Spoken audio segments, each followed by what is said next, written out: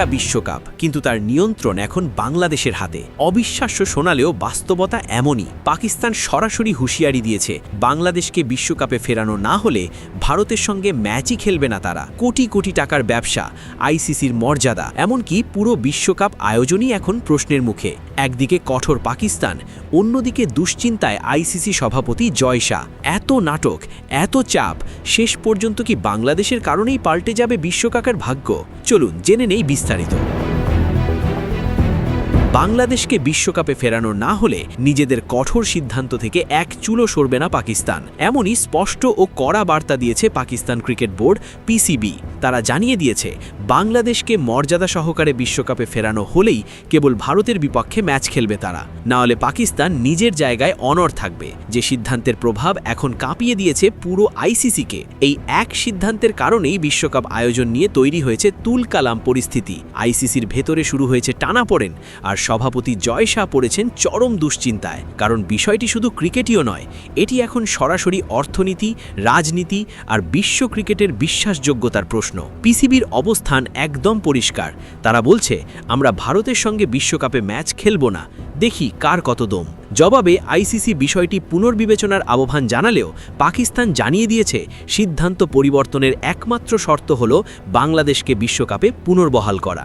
এভাবেই এক বিশ্বকাপকে ঘিরে শুরু হয়েছে অভূতপূর্ব নাটক। অতীতে ক্রিকেট তো দূরের কথা, কোনো খেলাতেই এমন পরিস্থিতি দেখা গেছে কিনা তা নিয়ে প্রশ্ন উঠছে। এই বিতর্কের শুরুটা কিন্তু বাংলাদেশ থেকেই।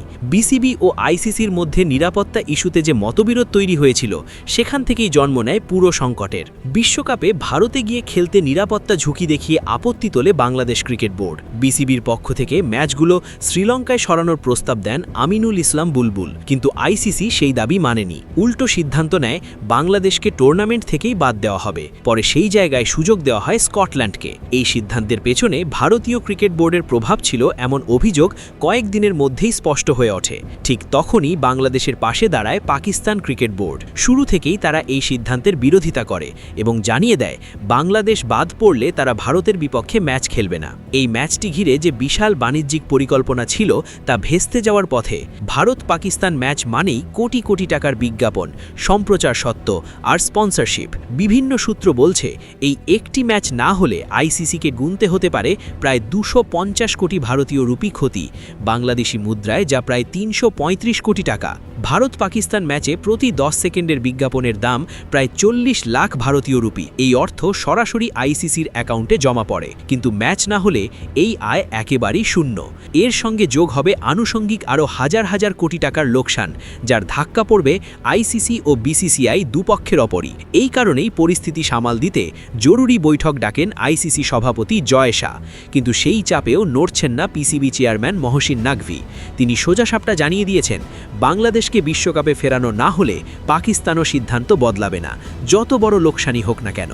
এখন প্রশ্ন একটাই, আইসিসি কি বিশাল আর্থিক ক্ষতির ঝুঁকি নিয়ে বাংলাদেশকে বাদ রেখেই এগোবে, নাকি পাকিস্তানের শর্ত মেনে বিশ্বকাপের সমীকরণ নতুন করে লিখবে?